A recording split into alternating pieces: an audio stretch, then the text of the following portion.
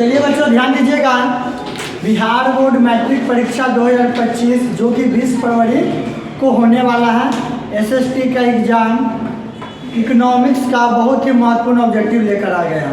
इससे पहले history, political और जियोग्राफी का वीडियो अपलोड कर दिया हम यूट्यूब पे, उसको आप लोग देख लीजिएगा, उसका लिंक हम डिस्क्रिप्शन में दे देंगे, ठीक है ना। आज के क्लास में आपको बताएंगे इकोनॉमिक्स से महत्वपूर्ण ऑब्जेक्टिव प्रश्न, ध्यान से देखिएगा और याद कर लीजिएगा, ठीक है। पहला प्रश्न है, अर्थव्यवस्था के मुख्य कितने प्रकार हैं? तो अर्थव्यवस्था के मुख्य कितने प्रकार है? 3, ठीक है ना। भारत में नीति आयोग की स्थापना कब हुई थी? नीति आयोग की स्थापना हुई थी 2015 में।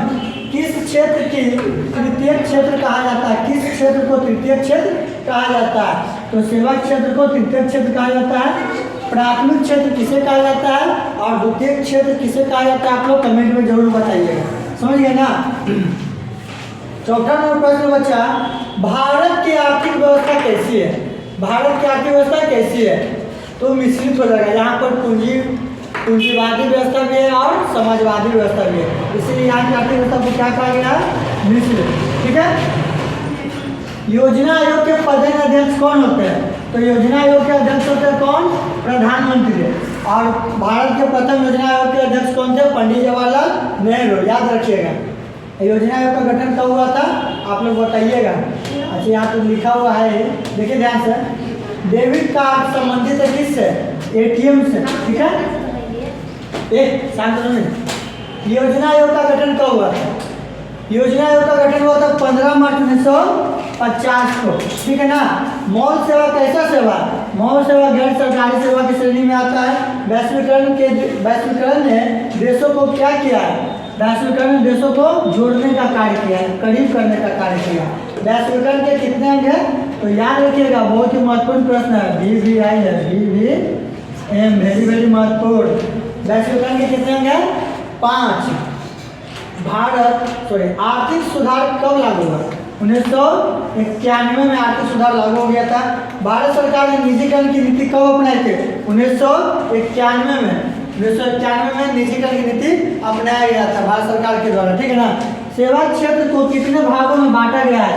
सेवा क्षेत्र को 2 भागों में बांटा गया, दोनों भाग का नाम कमेंट में बताइएगा। आर्थिक क्रिया का उद्देश्य क्या है? आर्थिक क्रिया का उद्देश्य क्या होता है? जीविकोपार्जन के लिए आर्थिक क्रियाकलाप किया जाता है, ठीक है। योजना आयोग को भंग करके कौन सा आयोग बना था? नीति आयोग, जिसका स्थापना हुआ था 2015 में। व्यावसायिक बैंकों का राष्ट्रीयकरण कब हुआ था बच्चों? 1969 में। सभी प्रश्न काफी ज्यादा महत्वपूर्ण है, 16 प्रश्न है, इसे नोट कीजिए, फिर 17 से बताते हैं आपको। तो ध्यान दीजिएगा बच्चों, 17 नंबर प्रश्न क्या? इकोनॉमिक्स से। जनसंख्या वृद्धि में राष्ट्रीय विकास की गति कैसी हो जाती है? आप लोग कमेंट में बताइएगा इसका जवाब। जनसंख्या वृद्धि में राष्ट्रीय विकास की गति कैसी हो जाती है? धीमी पड़ जाती है या तेज हो जाती है? ये सब आप लोग कमेंट में कीजिएगा। बिहार के सबसे अधिक जनसंख्या वाला जिला कौन है? पटना। तो सबसे कम जनसंख्या वाला जिला कौन है? कमेंट कीजिएगा। बिहार का लिंगानुपात क्या है? 916 स्त्री 1000 पुरुष, यही ना थे। भारत सरकार का केंद्रीय बैंक कौन है? भारत सरकार का केंद्रीय bank RBI, reserve bank of India. Bharat में वित्तीय वर्ष कहा जाता है कब से कब तक? 1 अप्रैल से 31 मार्च।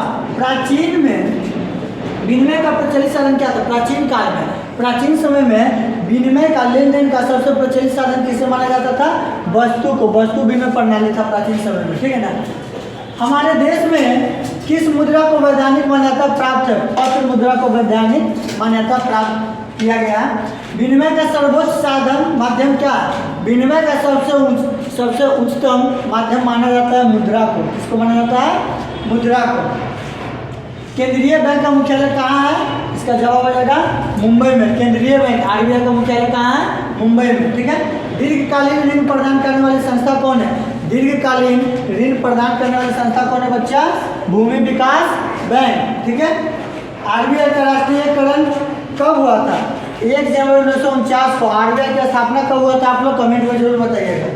बिहार में क्षेत्रीय बैंकों की स्थापना कब हुई थी? 1975 में।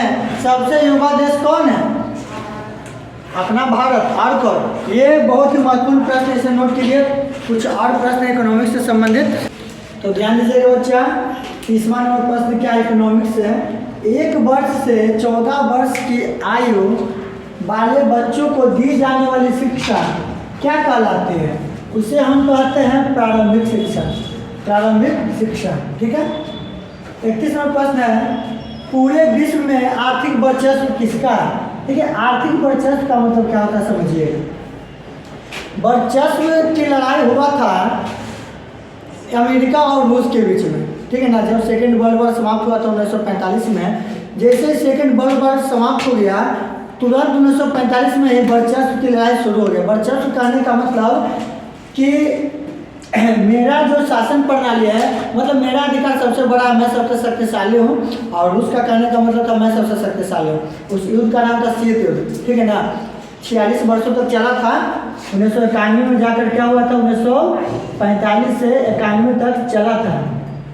इस शीत युद्ध को हम लोग कहते हैं वर्चस्व की लड़ाई। वर्चस्व की लड़ाई, ठीक है ना। आर्थिक वर्चस्व दिखाने के लिए अमेरिका का क्या नाम था कि पूंजीवादी व्यवस्था सबसे बढ़िया है, और रूस का क्या नाम था कि समाजवादी व्यवस्था सबसे बढ़िया है। हालांकि जीत हुआ था किसका? अमेरिका का, ठीक है ना। इसीलिए आर्थिक वर्चस्व सबसे ज़्यादा किसका माना जाता है? अमेरिका का, ठीक है। उपभोक्ता के शोषण का मुख्य प्रकार क्या है? मिलावट, बरामद, प्रचार, मापतौल में कमी। इनमें से सभी ऑप्शन रहेगा तो मान लीजिएगा इनमें से सब है, ठीक है। कृषि उत्पादों, 33वां प्रश्न देखिएगा, कृषि उत्पादों के मानकीकरण के लिए किस मानक का प्रयोग किया जाता है? एग मार्क, ठीक है। उपभोक्ता अधिकार दिवस 15 मार्च को मनाया जाता है। 36वां प्रश्न है, भारत में उपभोक्ता सुरक्षा अधिनियम की घोषणा 1986 में की गई थी, ठीक है। आज का इकोनॉमिक्स का लास्ट प्रश्न है, आर्थिक विकास की मापतोल करने के लिए एक उचित सूचकांक क्या है? तो प्रति व्यक्ति आय, ठीक है ना। प्रति व्यक्ति आय है। तो इसी के साथ इकोनॉमिक्स का ऑब्जेक्टिव हो गया समाप्त, हिस्ट्री समाप्त, पॉलिटी समाप्त, ज्योग्राफी समाप्त, इकोनॉमिक्स समाप्त। और बच गया क्या? आपदा प्रबंधन, उसको हम नेक्स्ट वीडियो में बता देंगे। तब तक